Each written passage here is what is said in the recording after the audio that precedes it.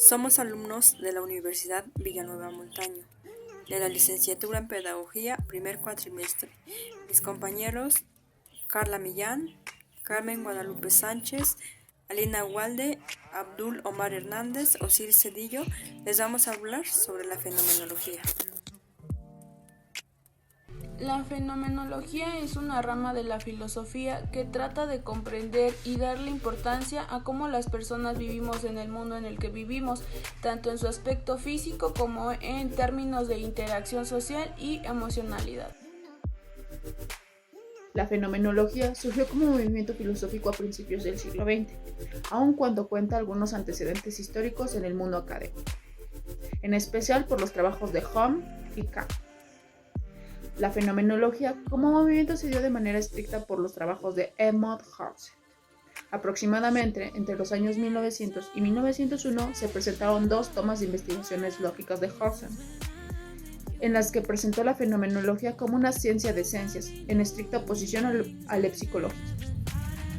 La fenomenología apareció como un método que describía las vivencias, intencionalidades de la conciencia y la concordancia entre las vivencias, y al sentido de la conciencia misma al que le daba lo vivencial.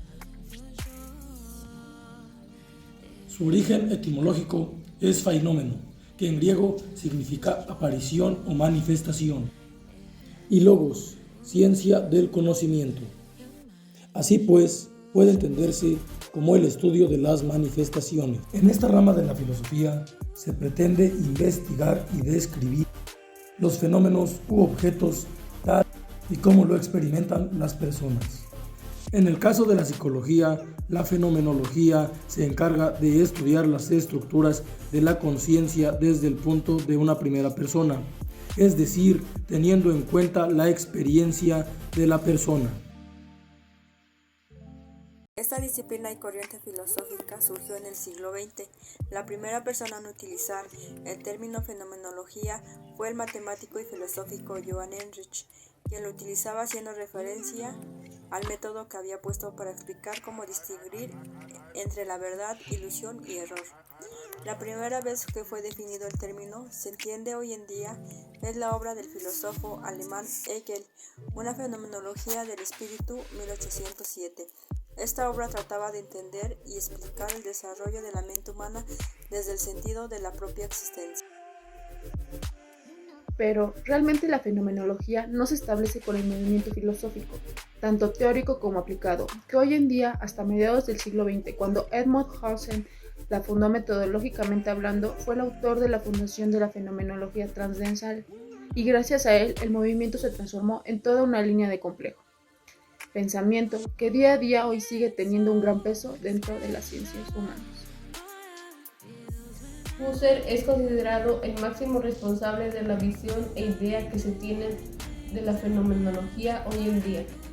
Se defendía la idea de no presuponer absolutamente nada sobre la realidad percibida y estudiada. El método fenomenológico, tanto propuesto por el mismísimo Husserl, como la concepción que se tiene hoy en día dentro de la corriente de la psicología, sigue las siguientes tres etapas. Esto viene a indicar que la persona que sea consciente del objeto que está percibiendo es algo sensible, que está ahí.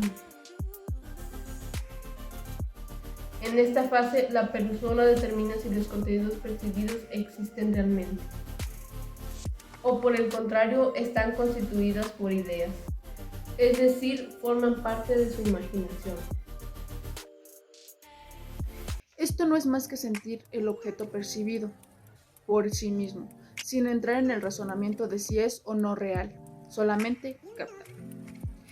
Como se puede entender, en la base de estas tres fases es lógico comprender el por qué se ha acusado a la metodología fenomenológica de ser demasiado subjetiva.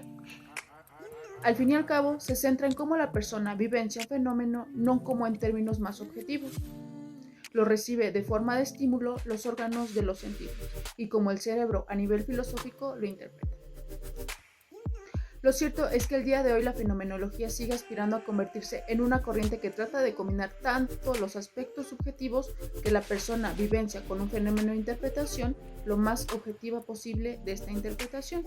Lo que sí no hay duda es que el método es más tipo cualitativo que cuantitativo.